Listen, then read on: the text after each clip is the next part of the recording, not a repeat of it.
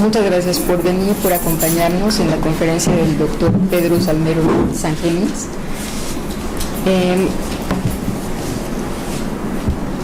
Como ustedes saben, esta conferencia se va a grabar y va a ser una parte de los materiales en las materias de contexto. Entonces, pues agradecemos mucho al doctor que contribuya con este material. El doctor es licenciado, maestro y doctor en Historia por la Universidad Nacional Autónoma de México. Ha escrito 6 libros y la introducción y edición de 10 más. Ha publicado 27 artículos académicos y capítulos en libros colectivos, además de numerosos textos y artículos de difusión sobre la historia y la historiografía de México en los siglos XIX y XX. Actualmente es profesor de tiempo completo del Instituto Tecnológico Autónomo de México, profesor de asignatura de la Facultad de Filosofía y Letras de la UNAM, articulista de La Jornada e investigador nivel 1 de CONACYT. No sé si quieres... Sí, gracias. No. Entonces, es el protocolo, ¿verdad? Buenas tardes. Bueno, agradezco a la maestra Inda la invitación. Me está invitando hace tiempo y yo por cuestiones de horario se me había dificultado un poco, pero qué bueno que estamos aquí. Y a la hora de pensar en una plática de un historiador, pero más que un historiador porque más que como historiador entiendo que me invitaron como combatiente de la historia en el periódico y en diversos medios, pensé que cómo podría servir un poco para estudiantes de psicología. Y lo primero que se me ocurre es una simplificación muy elemental que aprendimos nosotros en primer año de la carrera, una simplificación que es prácticamente de la materia de introducción a la historia, una carrera que además dura, como debe ser, únicamente un semestre, en la cual nos dijeron que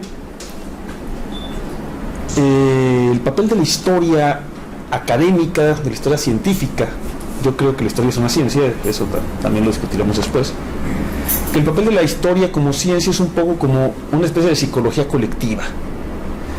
Y nos hacían un símil, insisto, muy elemental, pero para empezar a entender eso, nos decían, si tienes una noción elemental de cómo funciona la terapia clásica, tú vas al psicólogo como vas a cualquier profesional cuando tienes un problema que no puedes arreglar, ¿sí? Entonces es un problema que puedes arreglar, lo arreglas tú, no recurres al profesional, ¿sí? Si tú tienes un problema que no puedes resolver por ti mismo, pues es cuando recurres al profesional. Entonces, un problema de qué orden en términos generales, ¿no? Dice un problema en términos generales del orden de las emociones. Si hay algo de tus emociones que no puedes manejar, entonces recurres al profesional. Y el profesional va a empezar a preguntarte en qué consiste el problema o por qué crees que estás ahí. Y dices, ¿qué haces aquí? ¿Por qué vienes? ¿Qué es lo que no puedes resolver? Y en la terapia clásica, al menos la freudiana, en la segunda sesión te va a decir, háblame de tu mamá cuando eras niño. ¿Sí? Y entonces vas a remontarte a tu infancia o a momentos de tu pasado. ¿Por qué? Porque resulta, nos decían nosotros, que este problema que ahora tienes en algún momento se anudó. El nudo que ahora quieres desanudar se anudó en algún momento y no eres precisamente consciente de cómo se anudó. Entonces, para poder desanudarlo, tienes que entenderlo, tienes que ver cómo se hizo ese nudo. Y entonces te remontas al pasado.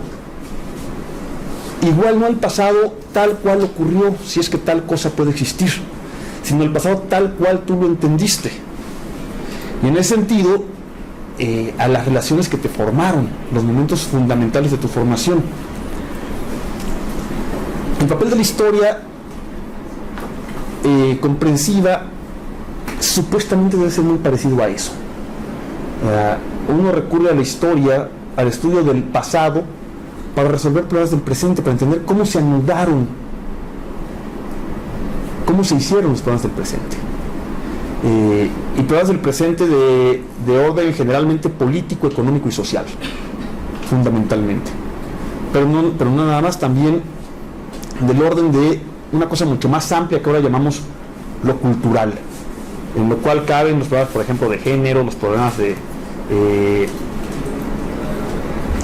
étnicos, los problemas de ajustes culturales, ¿no? Decían antes compañeros militantes, antes era mucho más fácil, no nomás tenemos que luchar por la liberación de la clase obrera, ahora hay que luchar por las ballenas, los bosques, el agua, las minas y sabe cuánta madre más, ¿no? Entonces, pero todas las cosas que caben en el ámbito muy amplia y vagamente definido como cultura, ¿no? En el sentido, por ejemplo, de por qué no hay en México una cooperación entre poderes, por qué el poder legislativo, el poder ejecutivo están permanentemente enfrentados. Entonces, bueno, nos remontamos a la historia de las instituciones, pero también a la historia del sistema político y del funcionamiento político para tratar de entender qué es lo que está ocurriendo. Y en ese sentido también nos decían, y aquí la autoridad del que lo sintetizó así fue el doctor Luis González y González, un profesor que pasó sus últimos años en Zamora, Michoacán, donde fundó el Colegio Michoacán, una especie de seminario o claustro para historiadores que les gustaba enclaustrarse. Don Luis González decía, hay tres momentos de la historia, o tres momentos del estudio de la historia que pueden entenderse como tres momentos distintos de la maduración del individuo. La primera historia que debe enseñarse es la que se llama, o se llamaba porque yo creo que ya no existe, historia de bronce. Se llama historia de bronce porque de ese material están hechas las estatuas de los héroes y las placas en las calles y eso, ¿no? Por eso se llama historia de bronce. Y la historia de bronce es una historia que debe dirigirse a los sentimientos, a las emociones, y debe despertar, si funciona bien, amor patrio, sentimientos de identidad, de comunión, de ser parte de alguien, y debe darte la estructura de una parte de tu ser. Esa historia de bronce se cuenta, si funciona bien, como un cuento, y es la infancia del conocimiento histórico. Decía también Luis González con este juego muy elemental, insisto, esto es una interpretación para primer año de historia, ahorita seguimos, ¿no? Más adelante. Si se hace de manera sana, lógica, es como la relación que hay en una familia sana, la que tiene un niño de 7 u 8 años con sus padres, ¿sí? Una relación en la que sus padres son lo máximo, en lo que hay una relación en la que tú sigues el ejemplo de tus padres, o quieres ser como ellos, y ellos te van estructurando, te van dando la estructura que después te va a servir, ¿sí? Insisto, una familia sana, ¿no? Si es que tal cosa existe también. Si se enseñó correctamente esa historia, y si adquirimos ese sentido de pertenencia, ese sentido de afinidad, podemos llegar a un segundo momento de la conciencia histórica, que es la historia crítica, que es, decía don Luis, la adolescencia del conocimiento histórico. También, si tienes un desarrollo sano, llega un momento de tu vida, dice, en el que esos padres a los que admiras profundamente de pronto se convierten en dos sujetos de los que tienes que marcar distancia de la manera más crítica posible, pero también a través del enfrentamiento, a través de la descalificación. Y entonces llega el momento, en lugar de esa historia de bronce en la cual construiste héroes ejemplares y cuentos ejemplares que te emocionaban, haces una historia que habla principalmente a la parte crítica del cerebro, una historia mucho más intelectual, en la cual te pones debes poner en tela de juicio todo aquello que creíste anteriormente, ¿sí? Entonces, si te enseñaron, por ejemplo, que Juan Escutia se tiró envuelto en la bandera el 13 de septiembre de 1847, es decir, ¿de verdad se envolvió en la bandera y se tiró? ¿Sí? ¿Cómo? ¿Desde dónde se tiró? ¿Quién lo vio? Y si no hay testimonios directos, ¿por qué nos lo cuentan como si fuera verdad? ¿Sí? ¿De verdad el cura Hidalgo era ese santo viejecito lleno de ideales? ¿Sí? ¿Nada más era eso? de verdad luchaba por la independencia. Y entonces empezamos a hacer el ejercicio crítico intelectual que debe corresponder, dice don Luis, a la adolescencia. A ponerlo todo en tela de, a poner todo lo que nos enseñaron o todo lo que creemos que está bien en tela de juicio. ¿Quién dice que eso está bien? ¿Sí? ¿Por qué nos dijeron que se construyó una ¿dónde está esa república democrática? Estos son los 5 dogmas del liberalismo mexicano sobre los que está fundada jurídicamente la república hasta la actualidad, ¿no? Los que les voy a decir ahora. ¿Dónde está esa república democrática, representativa, popular y federal que construyeron los liberales? La construyó Juárez, ¿no? ¿Dónde está? ¿Dónde está esa democracia? ¿Dónde está esa representatividad? Entonces, si no construyeron eso porque evidentemente no está, ¿qué construyeron? ¿Sí? Y es la segunda parte del conocimiento histórico, si hay una madurez normal en el conocimiento histórico, ¿no? La historia crítica. Y entonces todo aquello que era de bronce, ahora le buscas los pies de barro. Y si las estatuas de bronce tienen los pies de barro, las tiras muy fácil, ¿no? No hay que ponerles cargas de dinamita como se hizo aquí a 200 metros de aquí con la estatua de Miguel Alemán que estaba en la explanada de Rectoría y que fue dinamitada 2 veces por los estudiantes, ¿no? No hay que dinamitarla, basta con empujarla a veces. Pero, sigue diciendo don Luis González, si continúas tu proceso de maduración emocional, llega un momento de reconciliación con tu propio pasado, con tus padres, y de comprensión. Tú puedes decir, bueno, evidentemente mi padre no fue el mejor, o mis padres no fueron los mejores, pero son los que tuve y son los que me hicieron como soy. ¿Sí? Y entonces regresamos a ese proceso muy elementalito, muy esquemático de la psicoterapia, ¿no? Comprendes dónde se originó el problema, te perdonas a ti mismo, entiendes, por ejemplo, que las decisiones que tomaste generalmente las tomaste con las armas que tenías en cada momento y dices, bueno, yo en ese momento no pude haber hecho otra cosa. ¿Sí? Yo tenía esta actitud repetida porque era lo que había aprendido, no sabía hacer otra cosa. ¿Sí? Entonces pasas por perdonarte a ti mismo, y al perdonar a ti mismo perdonas también tu pasado, o la mayor parte, y si no lo perdonas lo comprendes. ¿Sí? Incluso en los casos más trágicos, ¿no? En los casos más yo no tuve la culpa de que de niño me violaran. ¿Sí? Igual puedes no perdonar al que lo hizo, pero puedes entender por qué ocurrió, y al entender por qué ocurrió puedes crear una nueva parte de tu vida sobre otras bases. ¿Sí? Incluso los momentos más traumáticos se supone que tienes que comprenderlos para crearte una nueva plataforma de relaciones y de comprensión de ti mismo, ¿no?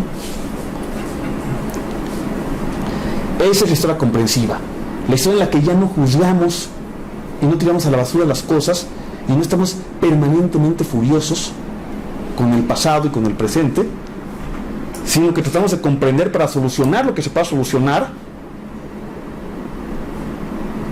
y para ir viendo hacia dónde avanzamos. Se supone, dice don Luis González, que así funciona la historia, y se supone que también que cada uno de estos 3 momentos de la historia tiene una utilidad práctica, política. ¿Sí? La historia de bronce sirve para inventar los estados. A las naciones, los estados no existen por sí mismos, no son esencias. O sea, México no es una cosa que exista de por sí, a la cual le ocurran cosas, accidentes. ¿Sí? No es una esencia a la que le vayan pasando cosas. México es una construcción fundamentalmente ideológica, una construcción histórico-social, y para que esa cosa se construya, quienes detentan el poder político también la van construyendo desde lo ideológico, y en lo ideológico juega un papel fundamental, decisivo, el discurso histórico. Así funciona al menos en Occidente.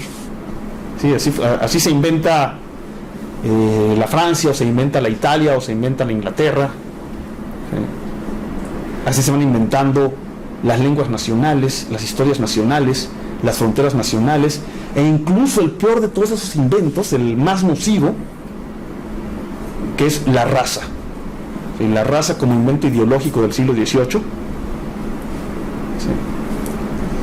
Y que tampoco existe. O sea, tal cosa como la raza, los antropólogos actuales han llegado a la conclusión de que no hay tal cosa. No hay ninguna cosa científica, a ningún elemento científico de validez sobre las razas, ¿no? Pero es un invento también que va acompañando a la creación del Estado-Nación, de la lengua nacional, de la frontera nacional, del espacio vital, que es otra salvajada que se nos ocurrió en aquel tiempo, que van construyendo estas identidades colectivas. Entonces, esta construcción en México atraviesa por varios momentos. A los primeros que se les va ocurriendo en los tiempos modernos que esto es una cosa distinta de otras cosas en torno a la cual hay que construir una identidad colectiva, son los que llamamos los criollos nacionalistas del siglo XVIII. Y para inventarse esto, lo que hacen es revalorar la historia del pasado indígena. Lo que nos hace distintos de los demás españoles es este pasado indígena.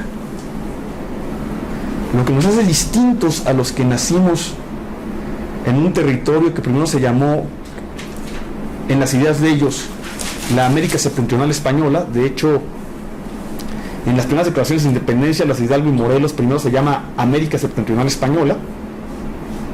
Luego a Morelos se le ocurre el nombre Anáhuac y luego va surgiendo como por destilación el nombre de México, pero ni siquiera existía el nombre de México para darle identidad a lo que hoy es México.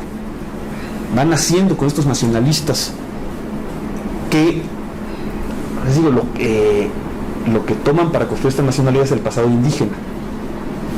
De tal modo que historiadores o pensadores como el padre Clavijero, que además se meten en polémicas en Europa en rechazo a lo que se llama la calumnia contra América, polémicas intelectuales muy potentes en Italia,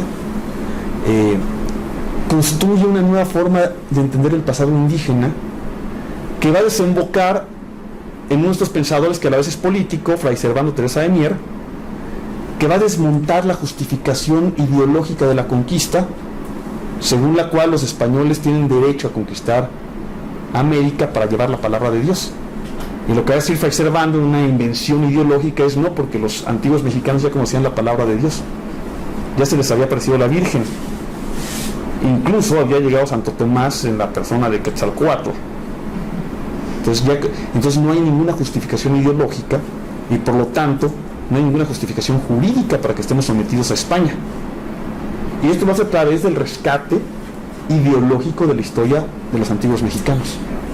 Eso es lo que nos hace distintos, y de ahí que desde entonces en el discurso histórico mexicano tenga tal peso y en la sensación de los mexicanos tenga tal peso el pasado indígena, hasta la idea de llegar por destilación a una nación que sojuzgó una pequeña parte del centro de México durante menos de 100 años, que son los náhuatl-mexicas, ¿sí? Una de las 9 naciones nahuas del posclásico, en la cual como que se concentra todo el antiguo pasado mexicano.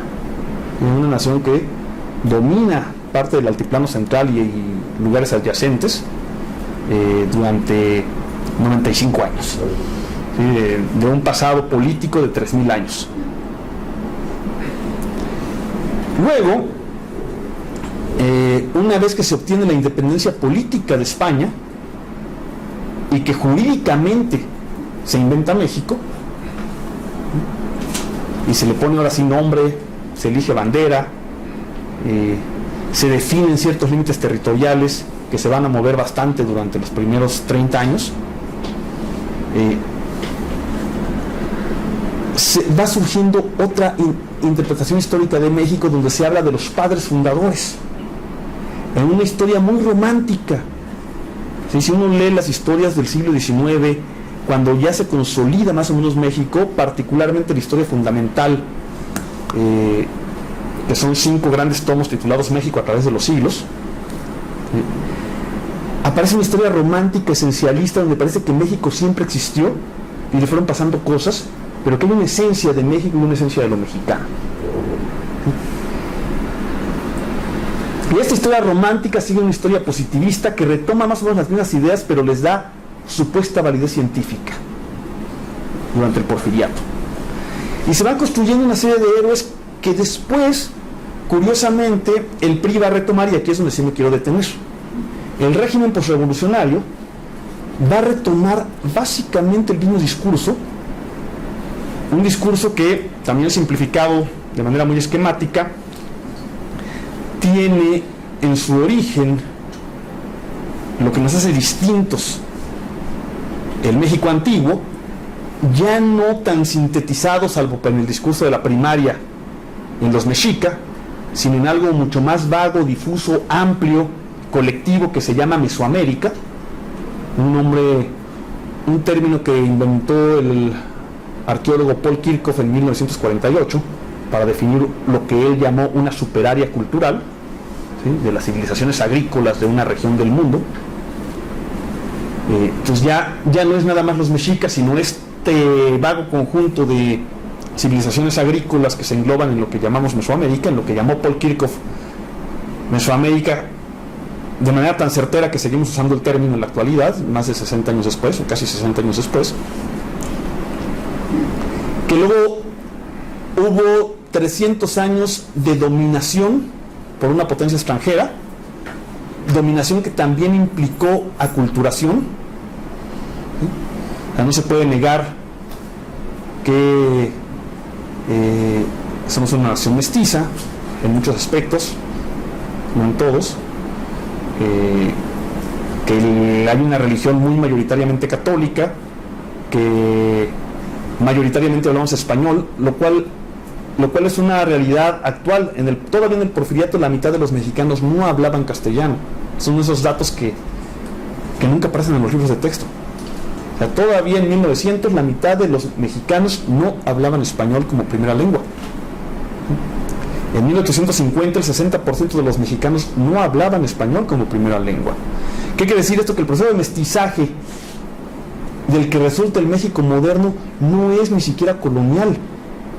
Ocurre mucho más durante la segunda mitad del siglo XIX y los primeros 30 años del siglo XX que en la llamada época colonial, que en estos 300 años, que en este discurso histórico son 300 años de opresión. Y luego vienen los padres fundadores de la patria, la construcción de la nacionalidad, la recuperación de la esencia de México, y a partir de ahí, tras varios tropezones debidos a la inexperiencia política y a la debilidad económica, y también a una punta de traidores que nos gobernaban, particularmente uno en el que se sintetiza discursivamente todo este proceso, que es don Antonio López de Santana, encontramos el rumbo definitivo a partir de los liberales de la segunda mitad del siglo XIX, y se constituye esta república democrática, representativa, popular y federal en la que vivimos. Sí, que tiene sus problemas, sin duda, pero que ahí vamos, ¿no? Ese era más o menos el discurso. Y en el régimen priista, que es un régimen o en el régimen posrevolucionario, que es un régimen que para mí va de 1920, o si quieren ustedes de 1917, cuando se establece el pacto jurídico social en el que se funda el México moderno, hasta algún punto indeterminado de fines de los años 80, cuando se acaba ese régimen, el discurso histórico se convierte en una de las piedras angulares de la legitimidad, donde por legitimidad entendemos, en términos de teoría política, las razones por las cuales los dominados consideran que el que gobierna o domina tiene derecho a gobernar. La fuente de legitimidad del régimen posrevolucionario o priista, como ustedes quieran llamarlo, no es el derecho divino, eso ya no funciona, no es el carisma de un caudillo, eso funciona durante los primeros años hasta el asesinato del general Obregón, que es el caudillo carismático que gobierna durante un tiempo. No es tampoco la legitimidad clásica de las democracias de Occidente, la democracia formal. O sea, los mexicanos no creen que el que gobierna porque gana las elecciones y porque nosotros lo elegimos, eso no se lo cree nadie. ¿Sí? Pero sí hay una legitimidad que se origina en el discurso. ¿Sí?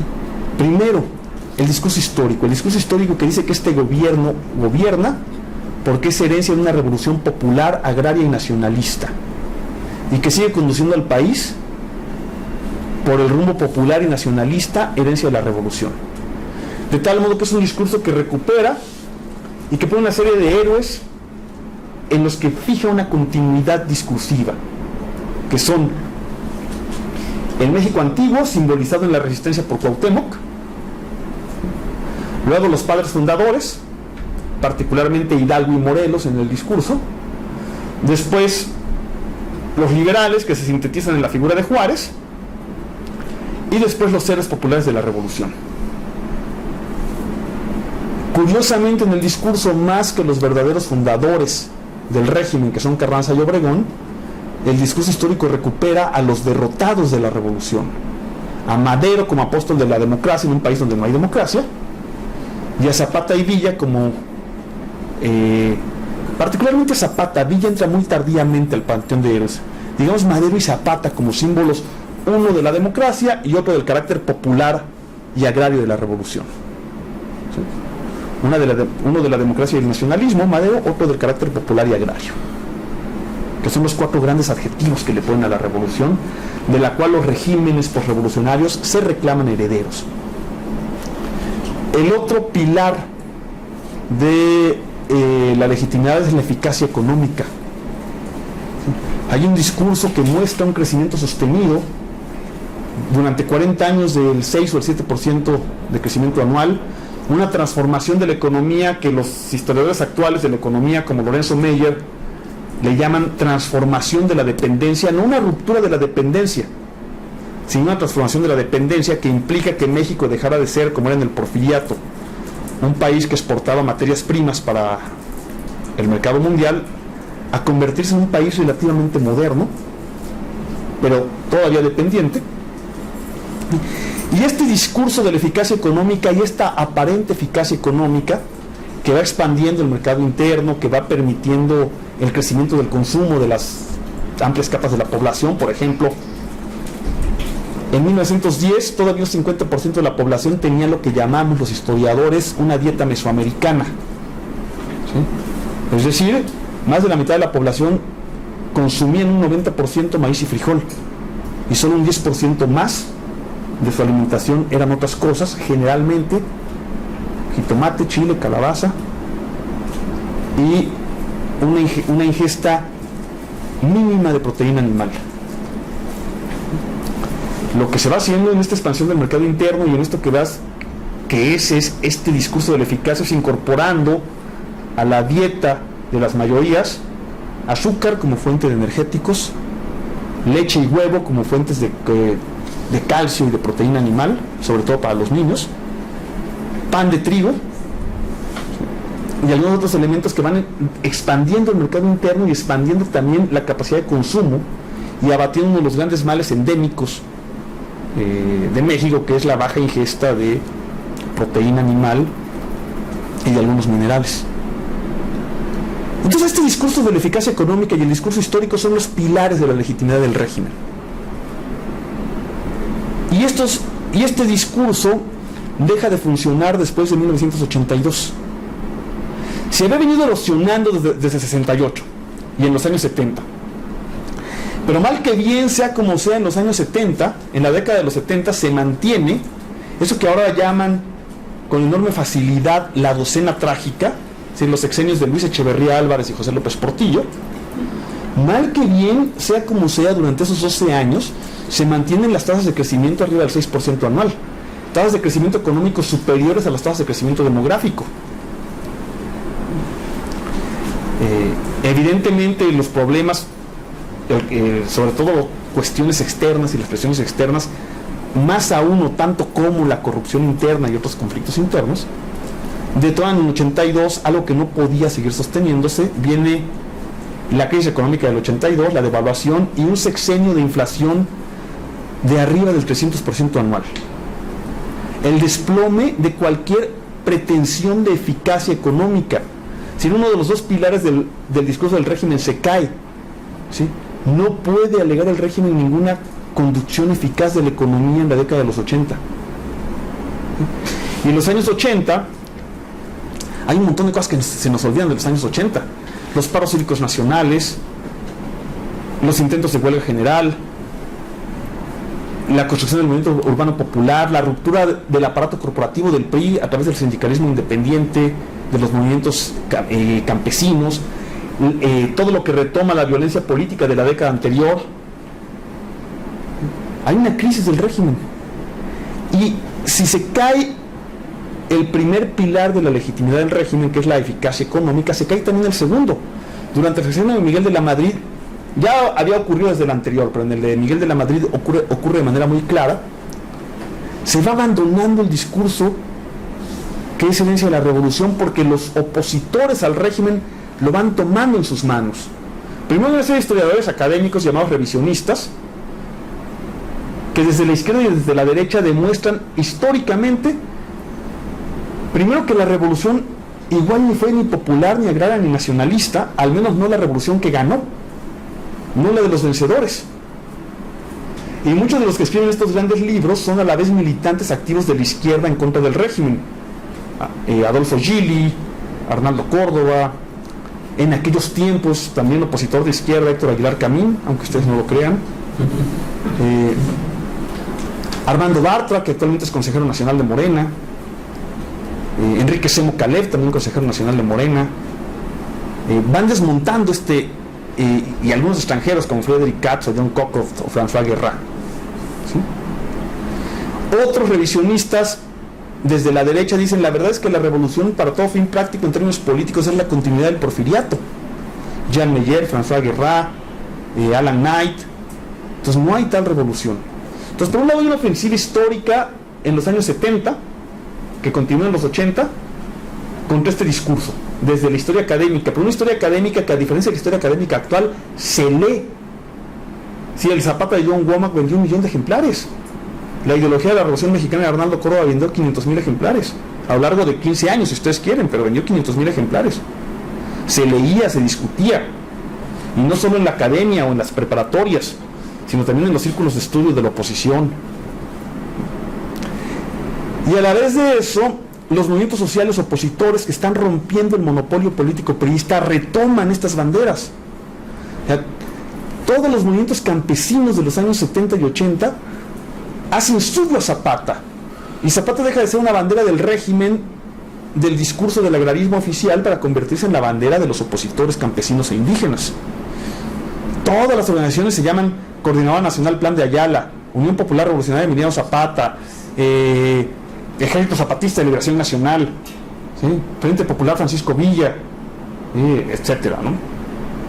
Les quitan esas banderas. Se va vaciando de contenido el discurso,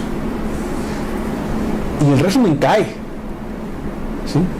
Se cae el sistema en 1988. En 1988 el candidato oficial queda en tercer lugar, ¿sí? Pierde de manera arrasadora, ¿sí? Sin embargo, el poder político impone a este candidato que queda en tercer lugar, y este candidato reconstruye la legitimidad del régimen, ya convertido en presidente, por otros mecanismos. Ya no estos antiguos mecanismos de legitimidad, ya no ese discurso histórico, sino otros. Y entre muchas cosas que va a hacer al construir un régimen distinto, que es el régimen en el que seguimos viviendo, que ya no es el de la posrevolución, va a inventar un nuevo discurso histórico. Desde 1991 se empieza a discutir eso que se puede llamar historia oficial, que en México realmente no existe, pero que podemos llamar historia del libro de texto, es decir, la historia de bronce que se enseña en la primaria. Se abandona y se cambia y entran nuevos libros de texto, y hay un gran escándalo y un gran debate nacional en 1992 y 1993, siendo Ernesto Zedillo Ponce de León secretario de Educación Pública, y el Mester Gordillo Morales, dirigente impuesta militarmente al frente del sindicato de maestros. Y a partir de ahí empieza a haber una serie de cambios radicales al discurso histórico, pero además se abandona el discurso histórico como parte fundamental de la legitimación del régimen, ¿sí? A partir de ahí, la legitimidad del régimen va a venir de otro lado, no del discurso histórico. Y para desmontar ese discurso histórico que está siendo usado de manera cada vez más eficaz por la oposición de izquierda, lo que van a hacer es entrar en un proceso de historia crítica tipo adolescente. Y todos los historiadores, que además la mayoría no son historiadores, pero bueno, todos los que van a escribir libros en contra de la antigua historia oficial, bien valientotes, ¿no? Ahora que al régimen le conviene, ahora sí bien valientes y bien honestotes se lanzan en contra de los héroes de bronce. Fundador en ese sentido es el libro de uno de los intelectuales a sueldo del régimen, Luis González de Alba, que va a escribir un libro que se titula Las mentiras de mis maestros, que es el libro que va a inaugurar toda esta ofensiva en la cual participa el grupo Nexos, que es el grupo intelectual de Salinas, ¿sí?, encabezado como historiador por Héctor Aguilar Camín y por Arturo Barman, y van a replantearse la historia. Y este replanteamiento de la historia tiene dos títulos: desmitificación, ¿sí?, y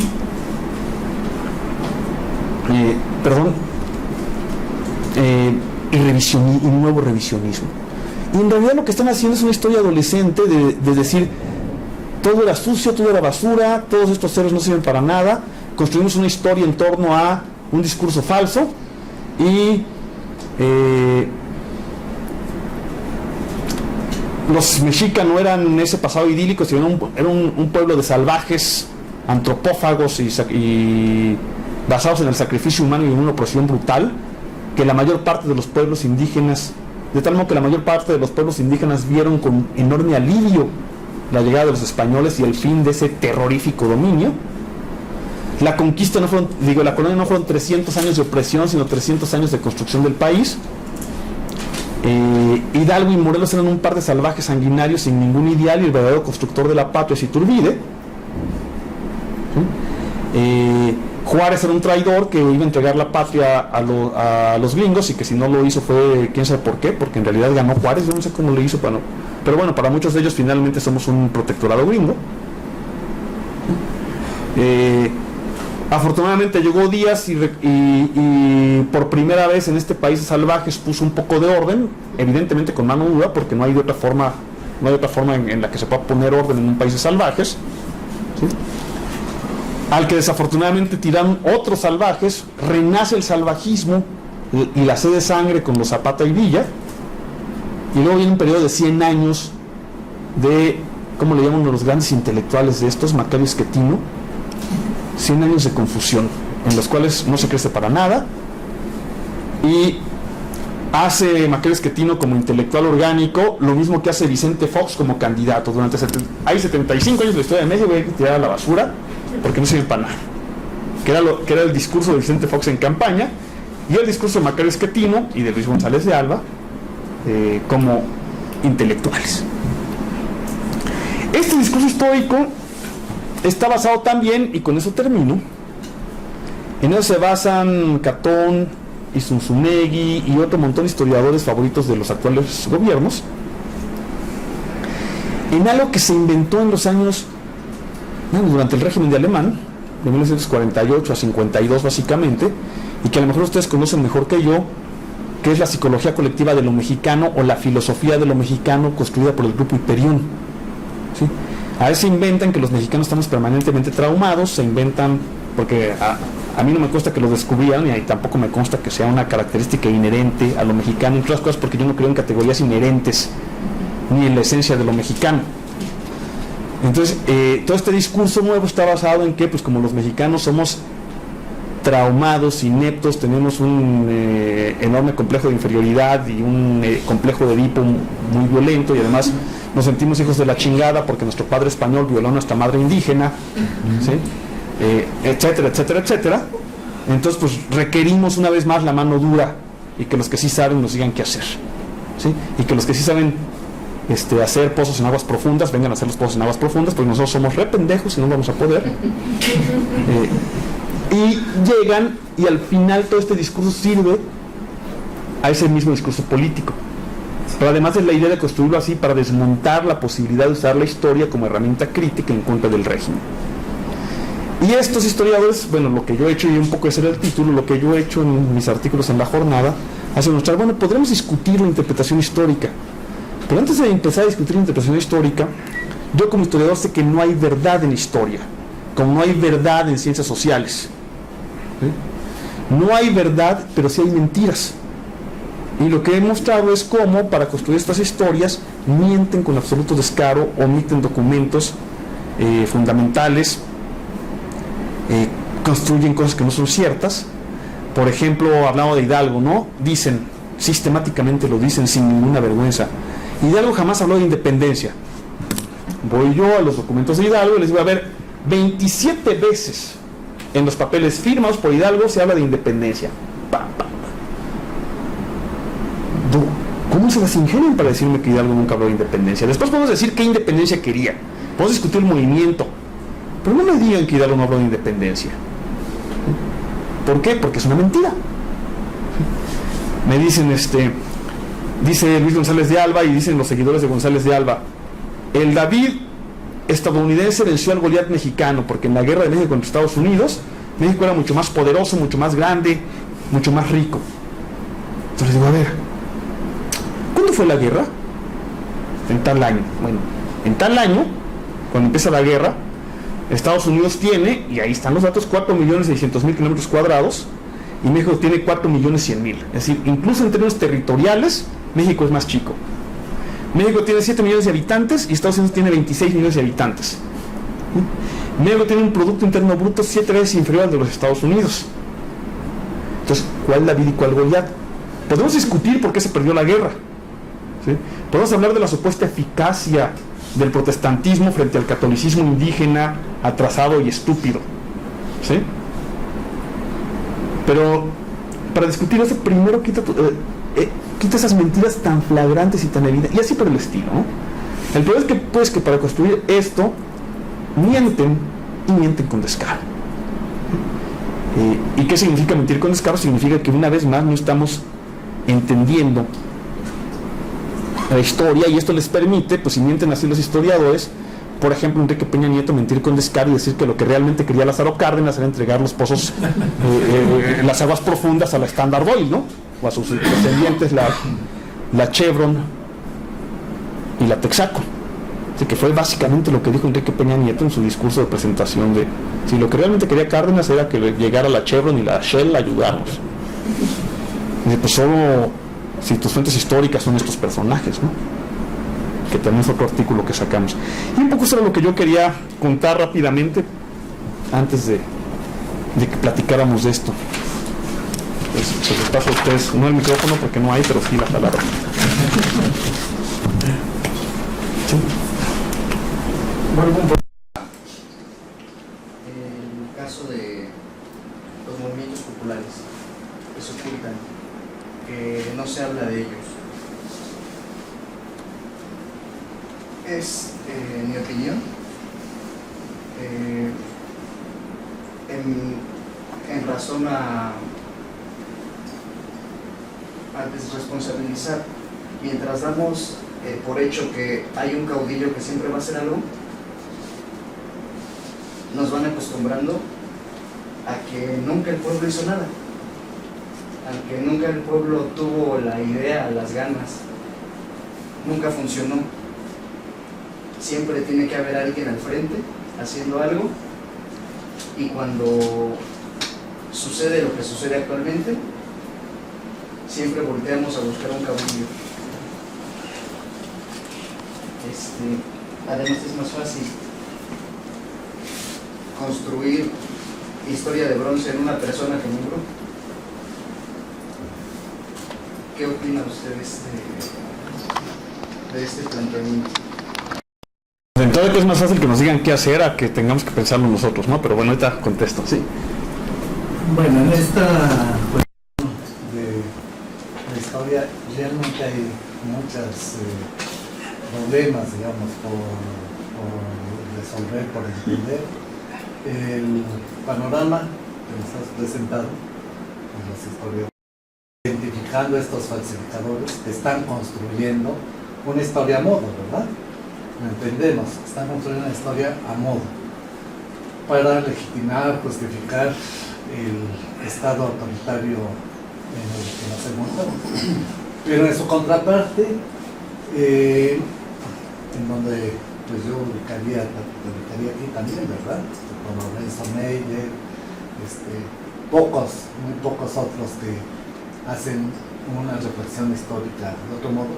No encuentro tampoco allí, digamos, en esta controversia que por un lado se ve clara en estos falsificadores que están construyendo una historia a modo, y por otro lado, pues no, está la crítica, pero tampoco se ve, digamos, un perfil de configuración histórica.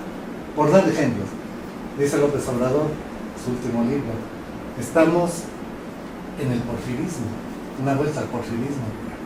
Y la verdad, yo creo que, o sea, con todo respeto a López Obrador, no estamos en una situación del porfirismo. Lorenzo Meyer creo que es el único que se ha atrevido a decir que el régimen actual es un régimen autoritario, ¿verdad? Una democracia autoritaria. Flores Cano, que en su último libro, ¿verdad?, también hace conciencia de esta reivindicación. Y hay otra parte, que esa es una pregunta, tú como especialista, ¿dónde ubicas a estas personalidades como Duverger, que está también cuestionando que hay que reconsiderar toda la historia, ¿verdad? No nada más prehispánica, sino desde atrás, en su periodización, etcétera, etcétera. Entonces, que entre paréntesis quiero decir que Luis González Garba fue profesor de aquí y del Súmaro, y en aquellos tiempos pues realmente no es como luego, ¿quién sabe qué pasó allí? Ahí, en psicología social estudiamos un fenómeno que se llama de conversión, en donde pues una persona se convierte al lado opuesto, ¿verdad? ¿Quién sabe por qué? Bueno, la psicología social tiene sus investigaciones, sus hipótesis. Que incluso el otro día discutieron, ¿verdad?, en este programa del Canal 11 Meyer, en los que salen Agual y demás, de cómo se cooptan o captan, ¿verdad?, a estos ideólogos, porque esa es parte también de la historia, ¿verdad?, del Estado nacionalista mexicano, ¿verdad? La forma de cooptar a los ideólogos que van a legitimar. Y entonces, otra pregunta que haría es, si hubo un vaciamiento de contenido del Estado actual en términos de historia, y ¿cómo ubicarías, digamos, fuera de los que falsifican y hacen mentiras, que están tratando de hacer esta historia, difundida a través de los medios? Este vaciamiento ha llevado, digamos, a generar una ideología pues sin contenido, ¿verdad? El lema que propuso el PRI ahora que regresó y que sigue es para mover a México, y México se está moviendo. O sea, eso no tiene ningún nexo con la historia, ni con el presente, ni con el futuro, ni con nada, ¿verdad? Pues sí, se está moviendo para mover a México. O sea, o cómo ves tú que digamos, qué sentido tiene en términos de lo histórico? Porque, otro paréntesis, sí nos ha faltado a muchos de los que hemos estado en la crítica desde hace años hacer la historia, porque los sucesos son tan vertiginosos que ya no hay historia. Simplemente para dar unos ejemplos, con esto termino. La huelga del año 2000, aquí en la UNAM, no hay historia. ¿Por qué? Y el fraude de hace 2 años, no hay historia, claro. La historia a veces tiene que pasar más tiempo, ¿verdad? Pero no hay historia del fraude del 96, y no hay historia de muchos sucesos que han ocurrido y que no se hace historia. ¿Qué pasa en ese mundo académico de ideólogos que ya no hacen historia? Digamos, salvo las pocas cosas que se ven entre ellos, tus artículos ahí en la jornada de crítica, yo no veo tampoco un perfil, digamos, de una generación crítica, madura, de hacer la historia. Ahí a mí me llama la atención, digamos, si tú quieres ser un poco retro, esta visión de los caudillos de la revolución, y me llama la atención porque yo crecí en una ciudad del norte, entonces en Torreón.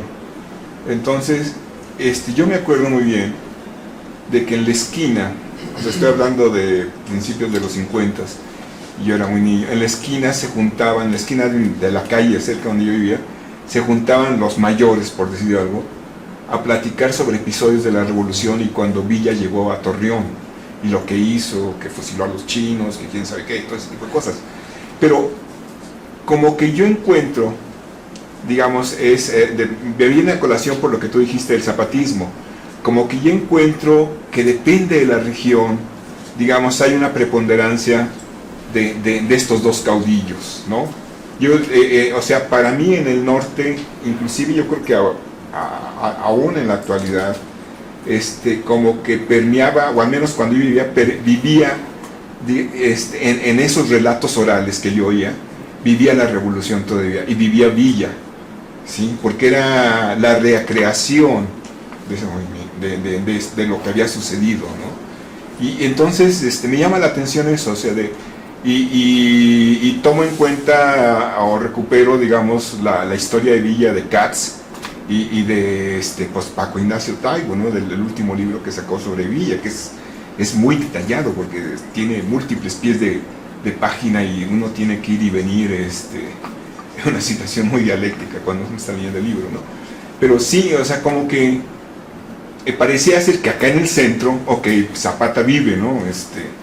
Y ahora sí que como dicen luego en las marchas, ¿no? Y la lucha sigue. Bueno, sí, Zapata puede vivir aquí en el sur del DF y en la zona de Morelos y Guerrero y todo eso, pero yo creo que Villa vive todavía en el norte, ¿sí? Y hay una marcha en el mes que entra, digamos, que llega hasta Parral. No hace 4 años que voy a esa cabalgata. Sí, a la cabalgata de Villa.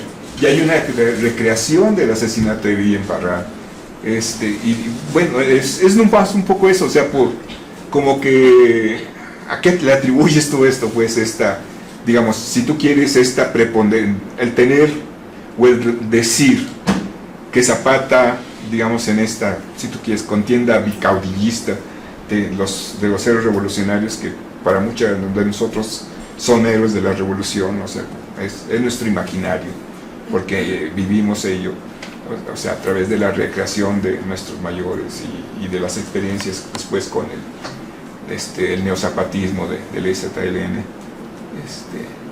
Esa distinción, ¿no? O sea, ¿a qué le atribuirías tú esa distinción, ¿no?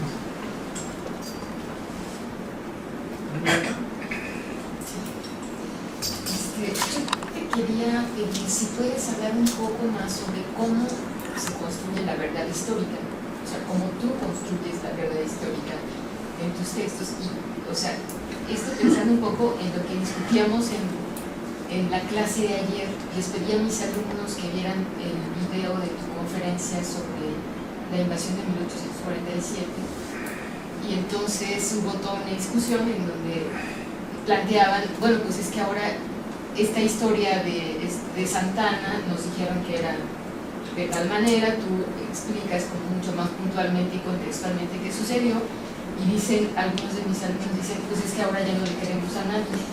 Entonces, como en esta etapa adolescente de pues ahora ya, ¿a quién le vamos a creer? Entonces, un poco si puedes hablar de esto. Bueno, vamos por ahí. Hoy en clase, en el ITAM, que es muy divertido la clase en el ITAM, hoy tienen que leer yo dividí, porque a mí me encargaron que yo hiciera los programas, 3 cursos de Historia de México obligatorios para los alumnos de Ciencia Política, y el tercer curso, que es de 1946 a 94, por ponerle fechas, en realidad no es tan sencillo como eso, lo doy con base en literatura, testimonios y crónicas que los alumnos van leyendo. Y hoy tenían que leer, y leyeron, porque sí leen, el libro de Luis Hernández Navarro sobre la CENTE, que ha sacado ya 3, pero el primero, que es el más interesante, la historia de la CENTE, que es una mezcla de crónica, testimonio, libro de historia que se titula Cerdo en Conducta. Lo leen, pero en realidad, más que hablar de la historia de la CENTE, que ya lo habían leído, yo quería que se den cuenta de algo de lo que se dan perfectamente cuenta, ¿sí? Yo les digo, oye, ustedes todo el año pasado, ¿durante cuántas horas de su vida oyeron de la CENTE? ¿Sí? Durante 2013 todos los días estuvo en los medios de comunicación, todos los días, ¿sí? ¿Cuántas horas oyeron? Y ustedes que supone que están en ciencia política y tienen interés en la política, ¿no? ¿Cuántos oyeron, cuánto leyeron de la CENTE? Les pregunto, ¿qué sabían de la CENTE antes de leer el libro de Luis Hernández Navarro? Y bueno, ni siquiera sabían que era un movimiento disidente en contra del Bester Gordillo, ni siquiera. ¿Sí? O sea, identificaban a todos los maestros huevones y vándalos en un solo conglomerado, a cuyo frente, quién sabe por qué, estaba ese monstruo inenarrable de Doña Albester, y ya, y eso, y crean unos huevones y unos vándalos, y eso nos permite hablar de los medios de comunicación, ¿no? Eso es sobre lo que me preguntan, ¿y qué saben de los movimientos populares? Pues la idea es que no sepamos nada, ¿no? La idea es que creamos que la transición democrática es una graciosa concesión de Ernesto Zedillo Ponce de León y del PRI, de la reforma política orquestada o iniciada por Reyes Heroles en tiempos de López Portillo, ¿no? ¿Sí? Que no sepamos nada. ¿Sí?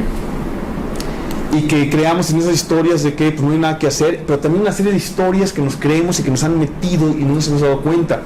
Por ejemplo, la idea de que esto es lo que yo llamo la interpretación spotiana de la historia por un formidable novelista de mediados del siglo XX que se llama Luis Espota, y que le llamo la interpretación spotiana de la historia porque es detrás, si se movilizan unos campesinos para tomar las tierras de un empresario, hay algún político siniestro detrás de esa movilización. Si los estudiantes salen a la calle, hay algún político siniestro detrás de esa movilización. Si hay una huelga obrera, hay un político. Es decir, esta idea de que la gente no se mueve por sí sola nunca, y es peor aún de lo que me decías. Es peor, no solo es que haya un caudillo al frente, sino peor aún que un caudillo al frente, hay una conspiración maligna detrás. Y entonces la gente nunca se moviliza por su propia voluntad, por sus propias demandas, nunca es consciente, y todos somos títeres, ¿sí? Esa es la versión spotiana de la historia, llevada a su culminación académica o intelectual por Héctor Aguilar Camín en un libro que se titula, ¿cómo se llama este libro? Subversiones silenciosas, en el que dice que todo lo que ha ocurrido bueno en el país, todo lo que se ha movido en el país ha sido porque una élite que entiende cómo está el pedo lo decide, ¿sí? Y eso lo dijo cuando la élite estaba formada por los egresados del MIT y Chicago, que estaban al frente de la República en tiempos de Salinas de Gortari, ¿no? Sí. Además del MIT, Pedro Aspe, que era una de las figuras clave, era del MIT, ¿no? En fin, peor que eso, o sea, esa es la idea que quieren que creamos. Sale el STLN, ¿y quién está detrás? ¿Quién nos financia? Pues tampoco hace falta tanto para conseguir 5,000 fusiles Kalashnikov. Con 3 asaltos bancarios te alcanza, ¿eh? Sí. Digo. Entonces, esas son muchas de las ideas que acompañan estas formas de entender la historia. ¿Sí? O sea, ¿quién está detrás de la CENTE? ¿Quién está detrás del STLN? ¿Sí? ¿Quién está detrás de Luz y Fuerza? ¿Quién está detrás del SME? ¿Quién está detrás de los pinches indios esos que se oponen a que entren las mineras canadienses a ayudarles a progresar? ¿Sí? ¿Por qué? Porque ellos no se pueden movilizar, porque además están movilizándose en contra de sus propios intereses. Va a llegar la minera canadiense, va a modernizar y va a dejar derrama económica y empleos, ¿no? ¿Sí? Pues, ¿por qué se oponen? Porque alguien siniestro está detrás de ellos. Y porque son muy pendejos. Esa es la idea que quieren que eso es lo que quieren que creamos. Naturalmente que los falsificadores construyen una historia a modo. Una historia a modo ni siquiera que le sirva al nuevo régimen, sino que no sirva. ¿Sí? Lo que buscan es la inutilidad, y al rato voy a ir con historia académica, y es una historia en la que no hay verdad posible. ¿Sí? Cada vez que debato con ellos, y cuando algunos jóvenes académicos brillantes han entrado a terciar en el debate, no han entrado a terciar de mi lado, sino del lado de ellos, porque respaldan lo que ellos dicen. Es que es interpretación, esa es tu interpretación, esta es mi interpretación, y no hay posibilidad de verdad. Al rato voy a eso. ¿Sí? Al rato voy a... No hay en historia, según la historia académica dominante en México en este momento. Yo no digo que historia académica, yo me doctoré en la academia, hice un postdoctorado, estoy en el SMI, entonces también soy historiador académico y los conozco muy bien, me formé ahí. La historia académica dominante niega toda posibilidad de verdad. Al rato voy a ir a esa parte, ¿no? Entonces, ni siquiera que una historia a modo, lo que intenta es que la historia sencillamente no sirva. ¿Sí? Y como dicen los alumnos, no le creamos a nadie. ¿Sí? Si no hay verdad posible en historia, tampoco la hay en política. Hay un teórico al que hay que leer. Siempre les recomiendo, que se llama Slavoj Žižek, y hay un libro particular para entrar en la Žižek que se llama En defensa de la intolerancia. ¿Sí? Nada de que hay que ser tolerante con todo, ni madres. ¿Sí? Nada de que todo lo que se diga son verdades, no es cierto, ni madres. ¿Sí?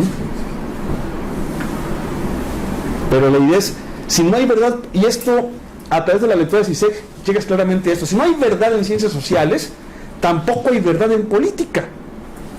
¿Sí? Y hay que vaciar de contenido la política. ¿Qué discutimos en política? Lo cultural y lo accesorio. ¿Sí? Los derechos de los gays, la vida de las ballenas, si vamos a matar en público o no vamos a matar en público a los toros, porque hasta ahorita que yo sepa nadie ha puesto en tela de juicio que matemos a los toros, ¿no? El día que lo hagan, ahí sí yo agarro el Kalashnikov y empiezo a matar a los que... Porque el día que me quiten mi bife de chorizo del... Sí, o sea, el día que me prohíban comer el bife de chorizo, sí me levanto en armas. ¿Sí? Entonces ni siquiera estamos discutiendo si vamos a matar toros o no vamos a matar, o con cuánta crueldad o no los vamos a matar. Nadie, o sea, no se ha puesto en tela de juicio público cómo funcionan los rastros. ¿Sí? No, siempre estamos discutiendo si se matan en público o no se matan en público. Y se llegan unos niveles de beligerancia y de intolerancia por una absoluta y auténtica estupidez. ¿Sí? Que es, con perdón de los antitaurinos fundamentalistas, que aquí seguro hay, ¿sí? No levanten la mano. ¿Sí? Con perdón de los antitaurinos fundamentalistas, estamos perdiendo el tiempo en una estupidez. En la estupidez de si matamos o no matamos en público. Y la otra cuestión es, pues que se maten en público, de quien quiera ver que los maten en público, los demás que pues, sencillamente a mí no me gusta, pues no voy. ¿Sí? Es mi caso, ¿no? Pero estamos discutiendo lo cultural y no estamos discutiendo la economía política. ¿Por qué? Porque ya hay un consenso en el sentido de que la economía tiene que funcionar como funciona, porque no hay de otra, no hay ninguna alternativa.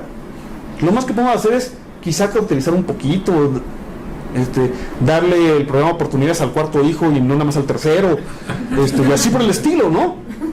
Sí, porque no hay que discutirlo. Entonces vaciamos de contenido la discusión política porque no hay verdad en política. ¿Sí? ¿Y por qué no hay verdad en política? Porque no la hay en ciencias sociales.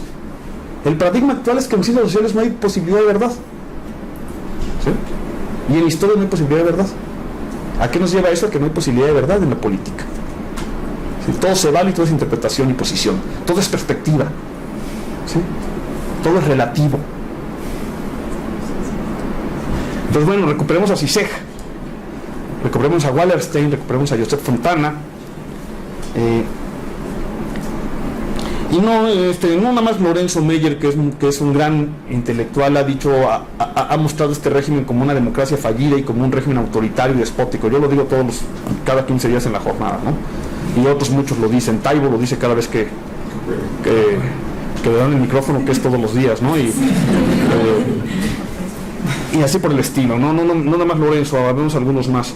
Sobre el neoporfirismo de López Obrador, platicamos otro día, porque es un tema bien interesante. Pero otro día, porque si no nos vamos a ir por ahí. No solo González de Alba tiene historia, ¿no? O sea, todos tenemos historia. Pues González de Alba pues es uno de los dirigentes legendarios del Consejo Nacional de Huelga, ¿no? Su primer testimonio, Los días y los años. Los días y los años, es fabuloso, ¿sí? Y escribe cosas interesantes como divulgador de la ciencia. No todo lo que hace es basura, ¿sí? Pero ese libro en particular, el de Las mentiras de mis maestros, es un libro extraordinariamente tramposo y con mucha maña, pero además tiene historia. Pero podemos hablar de muchas cosas que tienen historia. Les decía Héctor Aguilar Camín en los años 70 era un intelectual crítico bien potente, pero bien potente. Y Arturo Barman, el que orquestó la contrarreforma agraria del salinismo, fue uno de los grandes estudiosos del problema de la pobreza en el campo mexicano y de los más serios. O Roger Bartra actualmente, ¿no? O para irnos al pasado, José Vasconcelos, que terminó siendo el gran vocero del nazismo en México. Entonces, bueno, tiene historia, sí, en algún momento lo que hizo Luis González de Alba pudo ser valioso, de verdad que ya no lo es, ¿sí? Pero de verdad que para nada. Y pues hay un vaciamiento de contenido histórico, hay una intención de que la historia no sirva, porque hay un vaciamiento del Estado. El Estado está abdicando sus responsabilidades, y donde mejor o más claramente se ve es en materia educativa, ¿sí? Un Estado que está abdicando de sus responsabilidades también abdica de la necesidad del discurso histórico, ¿no? Y platicamos un poco sobre la historia académica. El problema de mis colegas, de la mayoría de mis colegas, es que son primero historiadores relativistas. Todos, o la gran mayoría, de una u otra manera están en el paradigma del relativismo histórico y de que todo es interpretación. Y los más jóvenes y más inteligentes son absolutamente reacios a aceptar cualquier posibilidad de verdad, absolutamente reacios. Eso por un lado, eso por el lado epistemológico, ¿no? La historia es discurso, son absolutamente berkeleyanos, ¿no? O sea, la cosa no existe, existe la conciencia de la cosa, ¿sí? No hay tal cosa, este vaso de esta agua no existe si yo no la imagino, ¿eh? Y si eso ocurre con lo concreto, visible, imagínense con lo que no es concreto, visible, ¿sí?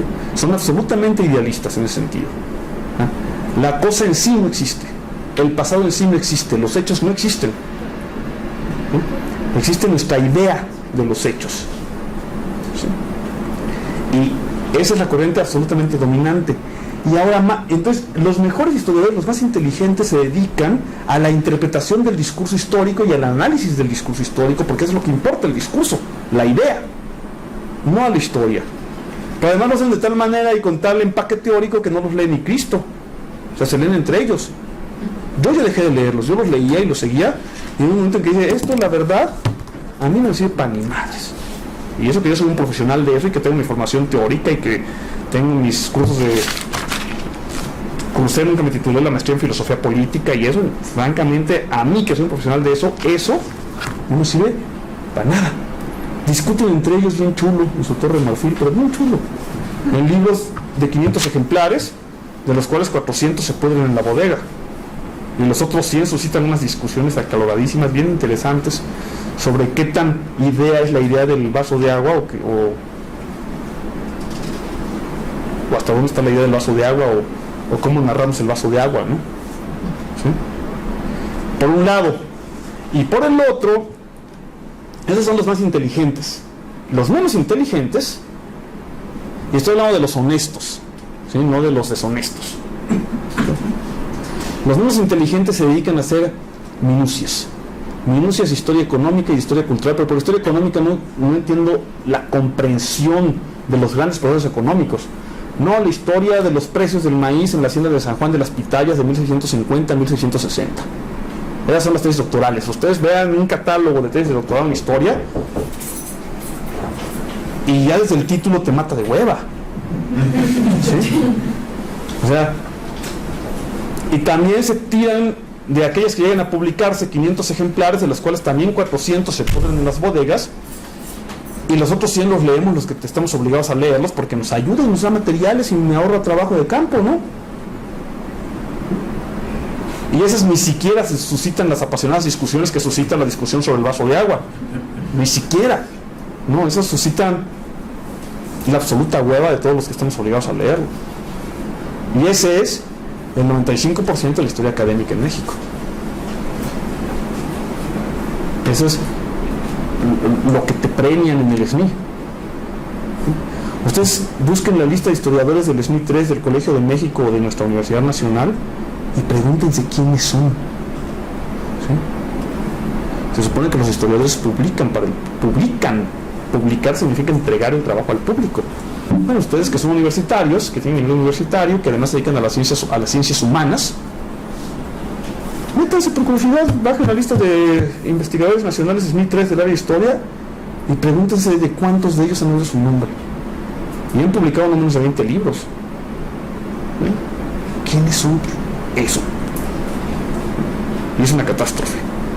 Entonces ni siquiera voy a entrar entonces a poder platicar cómo se construye la verdad en la historia. Pues no hay verdad en historia, no existe. ¿Cómo creo que uno se aproxima a la verdad histórica? Yo personalmente, primero con honestidad intelectual. ¿Sí? O sea, actuando como investigador, como actúa la investigación histórica desde que lo inventó Bacon y Descartes en el siglo XVII. ¿Sí? Observando la realidad, haciéndole preguntas y resolviéndolas con base en las fuentes de la época y criticando las fuentes. El secreto del historiador es la crítica de fuentes. Yo agarro un testimonio y le pregunto al testimonio: ¿quién lo escribió? ¿Por qué lo escribió? ¿De qué me quería convencer? ¿A quién está dirigido? Y luego una serie de preguntas que los va acomodando y que forman el método de los historiadores previos a esta historia de la que estoy hablando, ¿no? Y no hay otro, pues es el método de las ciencias sociales. Entonces, ¿cómo puedes entender, cómo puedes saber si un historiador está actuando? Ve, por ejemplo, vete a sus fuentes y ve si tiene equilibrio de fuentes. Ve si pone sus fuentes a discutir entre ellas. ¿Sí? Si tú agarras un historiador muy famoso como Alan Knight que quiere explicar el colapso del villismo y ve sus fuentes y no tiene una sola fuente villista y te explica el fin del villismo con base en las puras fuentes de los señores del villismo, dices, bueno, pues prodigio de equilibrio de fuentes. Si vas a un historiador como ese mismo que quiere explicar el villismo como una cosa con base en un símil con la física atómica y dice el villismo es esto, y para ejemplificar mete todos aquellos ejemplos que encajan en eso, pero deja fuera curiosamente todos los ejemplos que no caben en eso, qué chingón es esto. ¿Sí? Entonces, pues revisa si hay equilibrio de fuentes, si hay crítica de fuentes, si pone a discutir a las fuentes. ¿Sí? Y la honestidad que se refleja, ¿no? Ahora, ¿cómo hacer eso? Pues es bien difícil, ¿no? Ahora, si confían en mí, les doy una lista de buenos autores, ¿no? Sobre algunos temas y ya, pero tendrían que confiar en mí porque en principio pues no hay por qué creerle a nadie, ¿no? Y tienen razón tus alumnos. ¿Sí? Sobre todo habiendo tanto deshonesto últimamente y tanta gente que ni siquiera puede creer en la verdad, ¿no? ¿Por qué Villa y Zapata son los héroes del pueblo? Pues porque el pueblo es mucho menos pendejo de lo que creemos. ¿Sí? Puede no saber gran cosa, pero sabe que Villa es el vengador de los pobres y sabe que Zapata quería repartir la tierra, y eso es mucho saber y es suficiente, y lo sabe bien, y entonces hay que identificarnos con ellos porque sabe también que surgen del pueblo y sabe que los mataron sin que se hicieran millonarios, o sea que lucharon hasta la muerte. No es poco saber, y no es poco para que en cada ciudad de la República, yo tengo el orgullo de conocer las 32 entidades de la Federación, en cualquier rincón del país, en las cantinas, en los talleres mecánicos, están las fotos de Villa y Zapata. ¿Sí? Por ningún lado aparecen ni Carranza, ni Obregón, ni Madero, ni por supuesto el presidente de la República. Yo no he visto un solo taller mecánico donde hay una foto del presidente de la República, ni este ni ninguno de los anteriores. ¿Sí? La gente sabe, es decir que la gente... mi amigo Paco dice una cosa cada vez que hacemos una feria de libro. Dice, a ver, las pinches estadísticas del gobierno dicen que en México no se lee. ¿Por qué lo dicen? Pues porque son muy huevones y no quieren que lea, y porque Peña Nieto cree que todos los demás somos de su condición, ¿no? Entonces, bueno, pues yo soy el mexicano promedio que lee 3 libros al año. Bueno, ese güey creo que leyó 3 en su vida, ¿no? Según.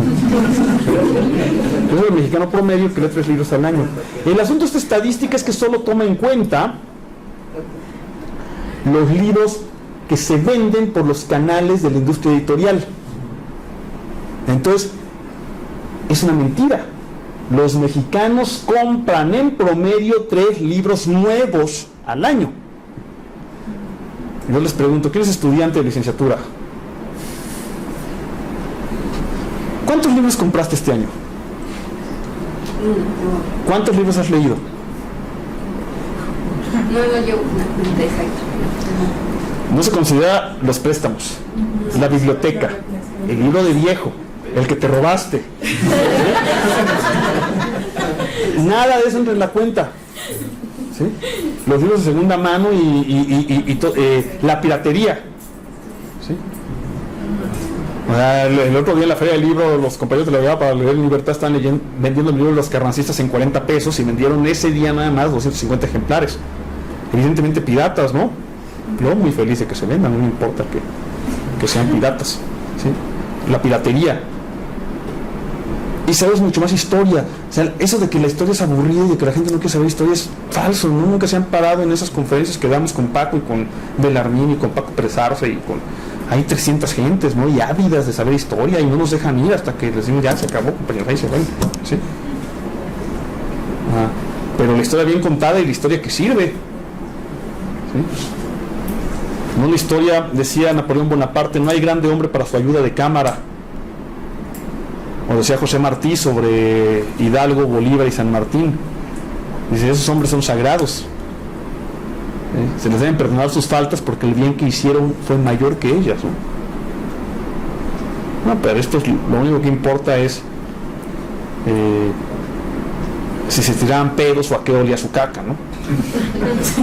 Pues claro que cagaban, pues ni modo que no. ¿Sí? Entonces un poco esa es la idea. Y lo que estamos haciendo con un grupo de compañeros pues es este combate por la historia, ¿no? La defensa de la historia. ¿Sí? ¿Que a veces caigo en excesos? Pues sí, claro. Cuando uno combate necesariamente cae en excesos. Entonces, bueno, en términos de psicología social también, pues rescatar esa idea. No es cierto esa pinche filosofía de lo mexicano que nos enseñaron. Desmontémosla, no es cierto, eso se lo inventaron. O sea, hagamos una historia donde el pueblo mexicano ha resistido siempre y se ha levantado en armas y ha sido enormemente orgulloso y creativo, ¿no? Y recuperemos esa parte del mexicano y de los mexicanos. No existen mexicanos, existimos individuos. ¿Sí? Y quitemos esa idea que nos quieren vender con esa serie de corolarios, ¿no? Pues como somos muy traumados necesitamos mano dura a huevo. Como somos muy pendejos necesitamos que nos digan cómo hacerlo. ¿Sí? Como somos unos borregos siempre hay alguien detrás de cualquier cosa. No es cierto. A veces sí, pero no necesariamente. Sí, confiando. ¿Qué libros A ver. recomiendas? Recomiendo. Para Indígena, un libro, así como entrada. Se llama justamente así, El pasado indígena, de Alfredo López Austin, que es un hombre bueno, honesto, de bien, combatiente, y quizá el historiador vivo más inteligente de México. De Alfredo López Austin y Leonardo López Luján, El pasado indígena, del Fondo de Cultura Económica. Para entender realmente la independencia y su significado, 2 libros, uno muy viejo y uno muy nuevo. El muy viejo es de Luis Villoro, que en paz descanse, lo perdimos hace unos meses ya, titulado El proceso ideológico de la revolución de independencia. No es fácil de leer, pero son 120 páginas. Sí, son 120 páginas densas, pero son 120. Y un libro realmente bonito, recientemente publicado, El Hidalgo, de Carlos Herrejón Peredo. Excepcional, maravilloso. ¿Sí? Carlos Herrejón Peredo.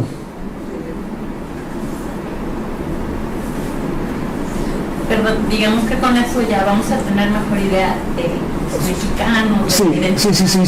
Estos son libros que el libro de Luis Villoro en particular te habla de la identidad del mexicano de manera muy precisa. Luego quizá en el siglo XIX, para el siglo XIX, por si puedo pecar de inmodestia, te recomiendo mi Juárez. Así se titula, Juárez, la rebelión interminable, que publiqué en Planeta, por ahí anda todavía. Y libros muy buenos, pero más para historiadores. Por ejemplo, la biografía de Santana de Bill Fowler. Por ejemplo, el liberalismo mexicano en la época de Mora, de Charles Hale. Pero más para historiadores.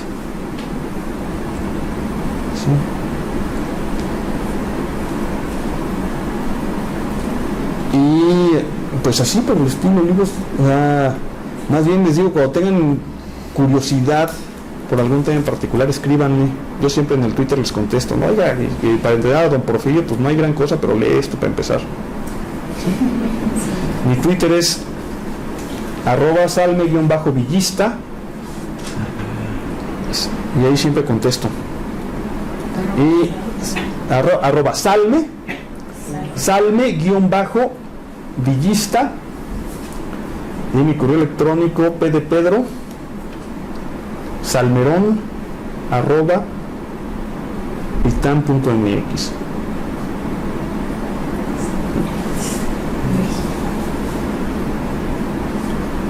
Por ejemplo, los libros sobre el zapatismo que está publicando Pancho Pineda actualmente, van a ser 4, lleva 3, el problema es que son 4 libros, luego le vamos a decir a Pancho que haga los 4 libros en 120 páginas, ¿sí?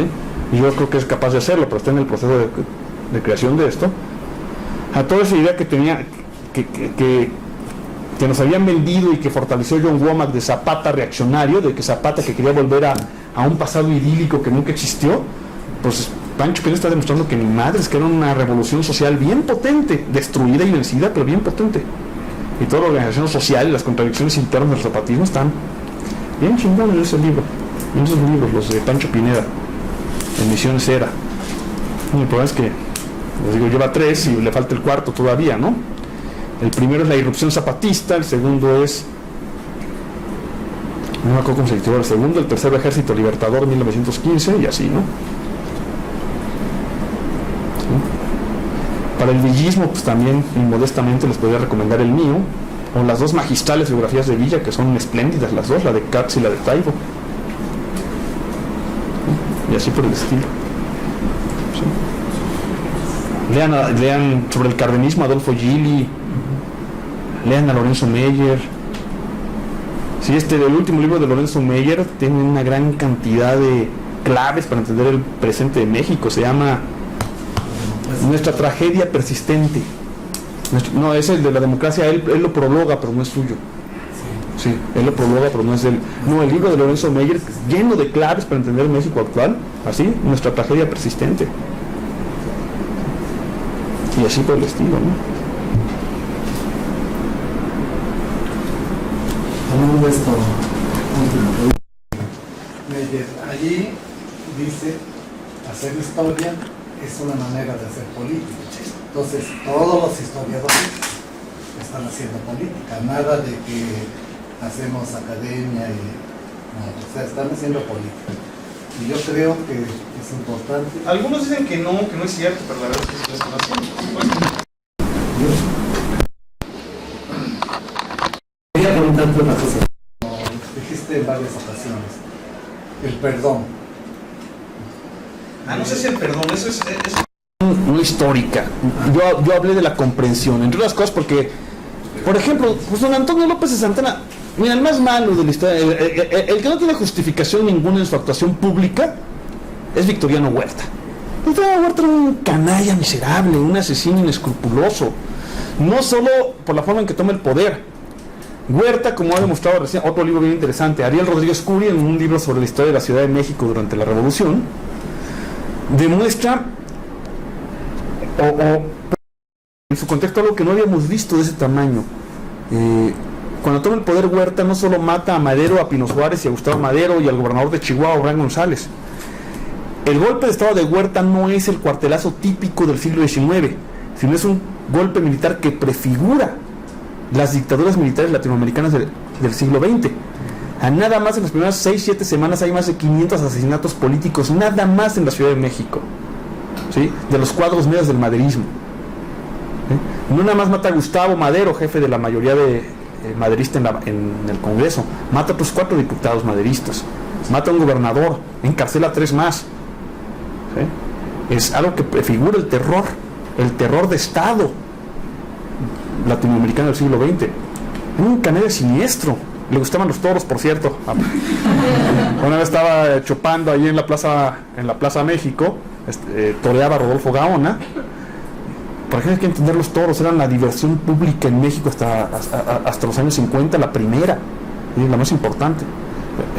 Y se levanta después de una corrida espectacular en que le dan orejas y rabo a Gaona y dice: brindo, Rodolfo, porque continuamos nuestra carrera, tú matando toros y yo matando gente. ¿Sí? Nunca. Entonces, pero qué importa, o sea, Huerta estaba muerto y bien muerto, no queda ni el polvo de sus huesos. ¿Sí? ¿Para qué lo condeno? ¿Para qué lo juzgo? De nada me sirve. ¿Para qué lo perdono? Pues ya está muerto también, no tengo nada que perdonarle. ¿Sí? A lo que llamamos es a entender, porque no era Huerta, es como decir, no era Videla. O sea, junto con Videla, al lado de Videla, apoyando a Videla, hay una buena porción del pueblo argentino. ¿Sí? Es como ahora que estamos haciendo el análisis del nazismo. A los alemanes durante mucho tiempo dijeron: es que no sabíamos. Ni madres que no sabías, no se puede ocultar. No querías saber. Ni madres que no sabías. ¿Sí? O sea, no es Hitler. Entonces no tengo que perdonarle a Huerta. O sea, ¿por qué acompañan a Huerta y lo acompañan hasta lo último los grandes intereses petroleros y mineros? El arzobispo, los militares del ejército, muchos de los cuales eran gente honorable. ¿Sí? El general José Refugio Velasco, el general Guillermo Rubio Navarrete, eran gente honorable. ¿Sí? ¿Por qué lo acompañan? ¿Por qué se la rifan con él hasta la muerte? ¿Por qué tiene apoyo popular en muchos lugares? ¿Sí? Si me limito a condenarlo, a decir un canalla miserable, sanguinario, que lo era, no voy a entender eso, ¿no? Y no voy a entender entonces por qué habría en México gente capaz de respaldar un régimen así. Que la hay. ¿Sí? Sería incapaz de entenderlo, o no lo vería. Y diría: un loco que trepó el poder. Que era la justificación favorita de los alemanes de los años 50. No es que Hitler estaba loco y tomó el poder y nos engañó. No mames, cabrón, no es cierto. ¿Sí? Entonces, no es perdonar, pues es comprender. El verbo es comprender para que comprendamos el presente. ¿Sí? Pero ahí, perdón, pero no es lo mismo la memoria que la historia. Claro. Y eso lo hemos discutido mucho con los compañeros argentinos. O sea, nosotros estamos historiando Huerta del que no queda ningún superviviente. Los argentinos, los comunistas argentinos que historian el proceso, como le llaman básicamente desde la derecha argentina, están también buscando todavía a los desaparecidos. Están rescatando a los hijos entregados a los milicos. Están buscando a los milicos que asesinaron a sus hermanos. ¿Sí? Esa es otra historia. Esa historia eso pertenece tanto al asunto de la historia como al asunto de lo jurídico y de lo político inmediato. Es otra cosa. ¿Sí? Intervienen más factores. Y creo que el ejemplo de reconciliación con la memoria más interesante, mucho más que el argentino, es el sudafricano. Creo que tenemos que estudiar para entender la reconciliación con la memoria inmediata, cuando la memoria inmediata significa el hijo de puta que violó a mi hermana. ¿Sí? O sea, no es Victoriano Huerta que mató a 500 cabrones hace quién sabe cuántos años. ¿Sí? No, es la reconciliación con el hijo de puta que violó a mi hermana y desapareció a mi hermano. ¿Sí? Y que está ahí. ¿Sí? Entonces, o sea, creo que el proceso más interesante de reconciliación con el pasado inmediato y de aceptación de la memoria es el sudafricano. Es el que tendríamos que estudiar como proceso ejemplar. ¿Sí? Es bien complicado. ¿Cómo le hacemos? Pues quién sabe, ¿no? Es como digo, el asunto de las revoluciones es que sabemos muy bien cómo empezar a fusilar. Puta, yo lo tengo clarísimo. Ulises Ruiz, Mario Marín, o sea, yo tengo. Pero una vez, ya que dije los 5 primeros, ¿no? Bueno, ¿y por qué no Romero Deschamps? ¿Sí? ¿Y por qué no Cuauhtémoc Gutiérrez? ¿Y por qué no Enrique Peña Nieto? Oye, ¿y Felipe Calderón cuántos muertos causó? Solo una revolución moderna ha sabido dónde parar, y fue la cubana. El problema de las revoluciones es que sabemos cómo empezar a matar, pero no dónde parar. ¿Sí? Y entonces, en ese sentido, el proceso sudafricano, insisto, es ejemplar. En primer lugar, porque destierra la pena de muerte, ¿no? En Sudáfrica no hubo pena de muerte para ninguno de los torturadores ni los criminales. Pero tampoco hay amnistía total. ¿Sí? Hay delitos de lesa humanidad que no admiten la amnistía. ¿Cómo sabemos a cuántos, cuáles, cómo? ¿Y cómo reconciliamos? Porque también ese torturador y ese violador tiene hermanos, amigos, parientes que lo apoyaron, que creían que había que contener a los pinches negros salvajes para salvar la civilización sudafricana, y que estaban convencidos de eso y que además le enseñaron eso, ¿no? ¿Qué haces con todos esos? Entonces, hay que estudiar el proceso sudafricano, en el proceso de recuperación de memoria. ¿Sí? Oye, digamos, tú mencionaste de que esta historia actual niega toda posibilidad de verdad. ¿Eso tiene algo que ver con este paradigma del fin de la historia de Fukuyama? Sí. No exactamente Fukuyama, es un teórico mucho menos de lo que parece, o de lo que pareció en su momento, pero sí, Fukuyama, junto con otros parecidos, pertenece a este fin de la historia. Es lo que critica Slavoj Žižek de manera muy potente, en la idea de, o sea, es el fin de la historia porque ya las discusiones centrales ya se dieron, o sea, ya alcanzamos hegelianamente el estado ideal. O sea, en el fondo son hegelianos, por eso son tan idealistas, por eso dicen que la cosa no existe, son hegelianos, ¿sí? Y como hegelianos, pues ya alcanzamos el estado ideal. Lo único que hay que hacer es ajustarlo. O sea, hay que llevar las bondades del libre mercado a los nigerianos que están secuestrando niñas, ¿no? Porque esos no tienen todavía las bondades del libre mercado. Sí, hay que a los yemenitas que asaltan en el Mar Rojo, ¿no? Simplemente hay que extender a todo el mundo nuestra libertad y nuestra democracia y nuestras instituciones, porque ya son las perfectas. Sí, hay que irlas ajustando, pero ya estamos, ya no se discute. Es el modelo indiscutible de política y de economía, y es por lo tanto el fin de la historia. O sea, y es como en Hegel, ya terminamos, ya construimos lo que se puede construir humanamente, no hay alternativas. Y esa es la gran lección de esta forma de entender la historia, no hay alternativas, es esto. Perfeccionémoslo, arreglémoslo, generalicémoslo, revisemos lo cultural, los derechos humanos, los derechos de las minorías, ¿sí? Para que lo perfeccionemos, pero solo hay que perfeccionarlo, no hay que discutirlo, ya está, ya terminamos, en efecto, esa es la idea, ¿sí? Está horrible, ¿no? Bueno, la última y nos vamos. tengo que irme al aeropuerto, que no. Bueno, con respecto aquí a la pregunta que hacían de Duverger, no sé, en los medios de comunicación nos dicen una cosa y nos dicen lo contrario. Por ejemplo, cuando López Dóriga le pregunta en su noticiero a Duverger, ¿sus libros son historia o son novelas? Dijo que eran novelas. Sin embargo, en el Canal 4, no me acuerdo, Patán me parece, le dijo que son historia. Entonces ahí mismo hay una contradicción y es lo conecto con lo que dice la maestra. De que a ver, los historiadores en términos generales. A ver, los historiadores que nos formamos hace todavía 20 años, yo entré a la carrera hace 21 años, teníamos una materia que se llama Historiografía de México 1, en la cual leímos, yo ya los había leído a varios de ellos desde antes, pero leímos por lo menos a 3 de los grandes cronistas. Yo me leí a Cortés, me leí las cartas de relación de Cortés, leímos a Bernal Díaz, ¿no? Y los que hicimos eso y los que hemos trabajado, o sea, se lo está inventando Duverger, hombre. O sea, no tiene sustento lo que dice. O sea, es como cuando hablo de los falsificadores. ¿Por qué no has tocado a Francisco Martín Moreno? Pues me caga Francisco Martín Moreno, pero él dice que es historia, que hace novela, y si hace novela, el que hace novela tiene todo el derecho a decir lo que se le dé la gana y a inventar, ¿no? Entonces yo toco a los que dicen que hacen historia, ¿sí? Francisco Martín Moreno dice que él hace novela, pues que diga lo que quiera, ¿no? Y quien quiera leer sus panfletos, que para mí son horrendos, pues prefiero a Luis Espota, francamente. Se escribía bastante mejor. Pues escribe novela, bueno, pues la novela es el reino de la ficción, ¿no? Entonces, bueno, Duverger Los historiadores ni lo discutimos, ¿saben? Hizo un enorme revuelo y los historiadores lo revisamos, le decimos, ¿qué dice esto? Ah, bueno, pues que diga misa. ¿Sí? No. O sea, por supuesto que existe Bernal Díaz del Castillo. ¿Sí?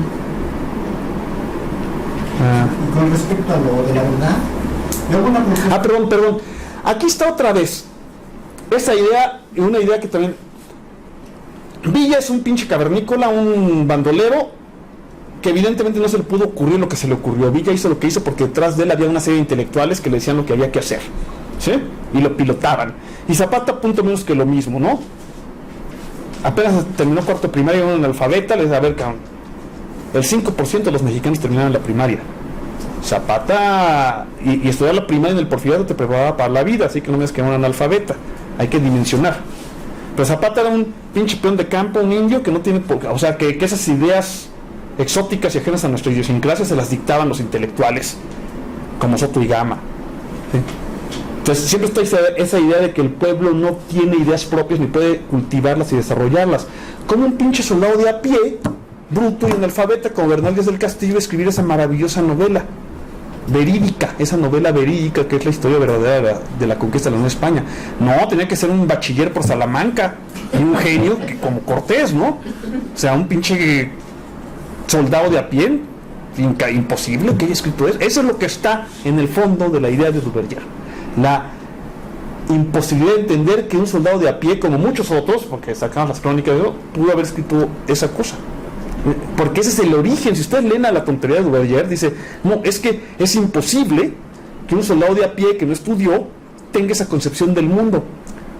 Si tú lees a Bernal Díaz y lees a Cortés, te das cuenta que la concepción del mundo de Bernal Díaz es medieval y la de Cortés es moderna.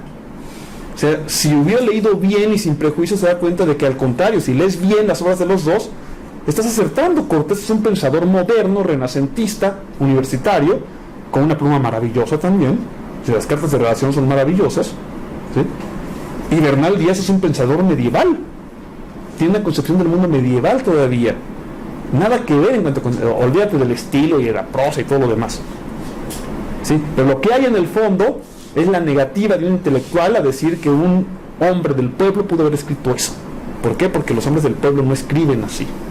¿Por qué? Pues porque no, nomás los intelectuales podemos. ¿Sí? Eso es lo que está detrás de Duverger. Sí. Con respecto a lo de que decía cuál es la verdad, yo en mi tesis, me acabo de titular apenas en octubre pasado, en mi tesis yo propongo que es probabilidad, que en la historia, dependiendo de las características actuales, y que no se acepta que haya una verdad objetiva en la historia, entonces tiene que aceptar que hay una probabilidad.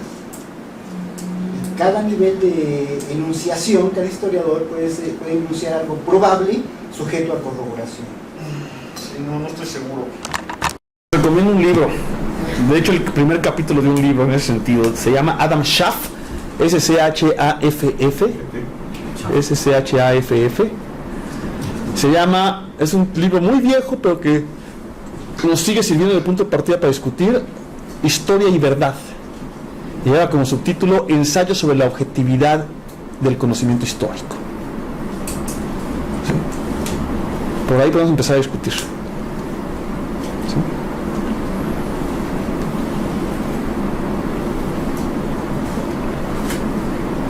Bueno, pues gracias. Ahí estoy a la orden en el Twitter y en todo eso.